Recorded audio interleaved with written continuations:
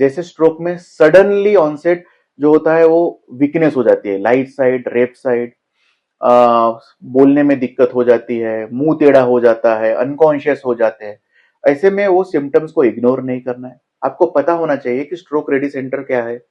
Same अगर chest pain suddenly शुरू हुआ है तो आपको घर की रेमेडीज में टाइम वेस्ट नहीं करना चाहिए। कोई बाम लगा के वहां पे वेस्ट करता है, कोई एसिडिटी की दवाई खा लेता है, कोई पैरासिटामोल की दवाई खा लेता है, उनको लगता है कि कोई जो है सिम्टम है शायद कोई मसल खिंचाव से हो सकता है, ऐसा उनको लगता है। तो इसको इग्नोर नहीं करना है। सांस फूल रही है तो चलो हम थोड़ा सा रुक के देखते हैं, कोई घर में जो पड़ी हुई दवाई है वो खा लेते हैं या किसी को फोन पे कंसल्ट कर लेते हैं। ये हम पहली गलतियां देखते हैं। दूसरी हम ये गलतियां देखते हैं कि लोगों को पता नहीं होता है कि ये कंडीशन के लिए कौन से डॉक्टर या कौन से अस्पताल के पास जाए। तो इसको बोलते हैं कि प्रॉपर स्पेशलिटी को कंसल्ट नहीं होते मोस्ट ऑफ द। तो उसमें से उनको अननेसेसरी इन्वेस्टिगेशंस हो जाता है, अननेसेसरी डिले हो जाता है। और प्रॉपर स्पेशलिस्ट, जैसे स्ट्रोक हुआ है तो न्यूरोलॉजिस्ट इंपॉर्टेंट है, अगर चेस्ट पेन तो कार्डियोलॉजिस्ट जनरली उन्होंने देखना चाहिए, सेप्सिस हो गया तो जनरल मेडिसिन, इन्फेक्शियस डिसीज को दिखाना बहुत जरूरी है। Hi, I am Radhika and welcome to another episode of सेहत की बात नागपुर टुडे के साथ। एक्सीडेंट्स, हार्ट अटैक्स, स्ट्रोक्स या किसी भी मेडिकल इमरजेंसी में पहले कुछ मिनट सबसे ज्यादा इंपॉर्टेंट होते हैं। सही समय पर दी गई इमरजेंसी केयर किसी की जान बचा सकती है, जबकि थोड़ी सी देरी भी बड़े खतरे का कारण बन सकती है। आज हम बात करेंगे इमरजेंसी केयर के बारे में। कौन सी सिचुएशंस को इमरजेंसी माना जाता है, पेशेंट्स को हॉस्पिटल पहुंचाने तक के क्या करना चाहिए और कैसे हम इमरजेंसी के वक्त सही फैसला ले सकते हैं जिससे किसी की जान बचाई जा सकती है। इन सभी सवालों के जवाब देने के लिए हमारे साथ मौजूद है doctor Rupesh Bokade, HOD of emergency medicine, KIMS Kingsway hospitals. आइए शुरू करते हैं आज का एपिसोड। वेलकम टू सेहत की बात नागपुर टुडे के साथ सर। तो सर, सबसे पहला मेरा क्वेश्चन रहेगा, जैसे मैंने बताया है इमरजेंसी केयर, तो इमरजेंसी केयर होती क्या है और ऐसे कौन सी सिचुएशंस है जो लोगों को इग्नोर नहीं करना चाहिए? तो बहुत सही सवाल है एक्चुअली, कि इमरजेंसी केयर ये ऐसी केयर होती है, ऐसी सिचुएशंस होती है जिसमें हम बोलते हैं टाइम क्रिटिकल कंडीशंस, जिसमें समय का महत्व सबसे ज्यादा है। जैसे कि हार्ट अटैक्स, जैसे कि ब्रेन स्ट्रोक, जैसे कि road traffic accidents. Brain strokes में हर सेकंड या हर मिनट न्यूरॉन्स जो ब्रेन के हैं वो डैमेज होते रहते हैं। हमको टाइमली उसको मैनेज करना है, आइडेंटिफाई करना है। Same happens with the myocardial infection, मतलब हार्ट अटैक। वहां पे भी हर मिनट, हर सेकंड का महत्व है, ताकि उसका ट्रीटमेंट हम जल्दी से करें और जान बचा सके। Same happen with the accidents. Blood जो है रैपिडली लॉस होता है, and most of the patient जो एक्सीडेंट के साथ आते हैं they die with the hypovolemic shock, मतलब ब्लड लॉस होने के कारण। अगर सही समय पे उनका इलाज किया जाए और वो ट्रीटमेंट दी जाए जो वो कंडीशन डिजर्व करती है, तो शायद जान बचा सकते हैं। उससे भी ज्यादा आफ्टर जब वो डिस्चार्ज होते हैं उनके बाद उनकी डिसेबिलिटी जो होती है, डिपेंडेंस ऑन द फैमिली, वो कम की जा सकती है। हॉस्पिटल का लेंथ ऑफ स्टे वो भी कम हो जाता है और उनका बिल बर्डन अल्टीमेटली वो भी कम होता है, अगर वो सही समय पे हॉस्पिटल में आ सके। नॉट ओनली दिस, अगर सांस फूलना, जैसे हम बोल सकते हैं निमोनिया, जैसे कि और बाकी इन्फेक्शियस डिसीजेस भी, जैसे सेप्सिस ये भी टाइम सेंसिटिव बीमारी है। आपको सही समय रहते हुए सेप्सिस, सर्वाइविंग सेप्सिस गाइडलाइंस आ चुकी है जो वर्ल्ड में फेमस है सेप्सिस के लिए। वो बोलते हैं कि पहले 3 घंटे में आपका ब्लड ग्रुप, आपका एंटीबायोटिक चला जाना चाहिए, आपका ब्लड फ्लूइड्स, एंटीबायोटिक्स, और आपने ब्लड टेस्ट, इसको बोलते हैं हम ब्लड कल्चर्स, ये सब हमको भेजना है और तुरंत से तुरंत उनको आइडेंटिफाई करके ट्रीट करना है।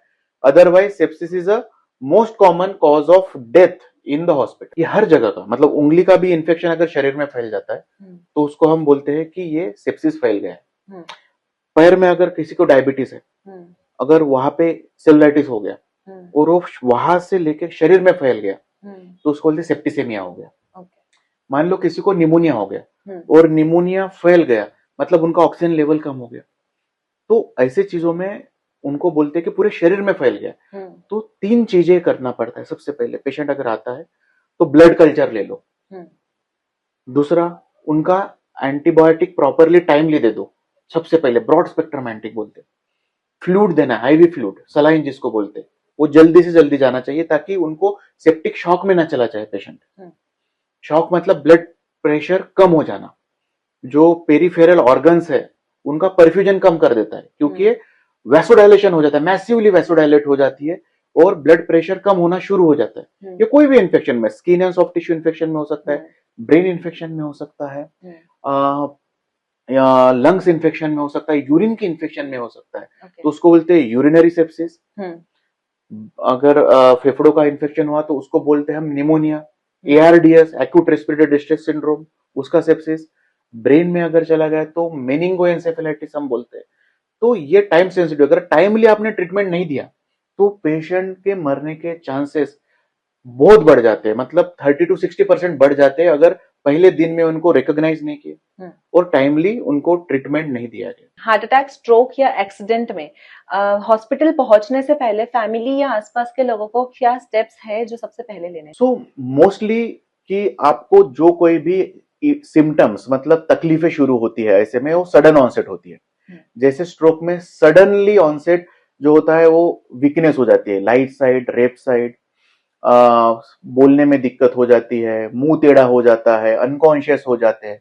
ऐसे में वो सिम्टम्स को इग्नोर नहीं करना है, तुरंत से तुरंत नजदीकी अस्पताल जो स्ट्रोक रेडी सेंटर है वहां पे जाना है। क्लिनिक के चक्कर काटते हुए नहीं रहना चाहिए, क्लिनिक से वो क्लिनिक जा रहे, वो क्लिनिक से वो क्लिनिक जा रहे। आपको पता होना चाहिए कि स्ट्रोक रेडी सेंटर क्या है।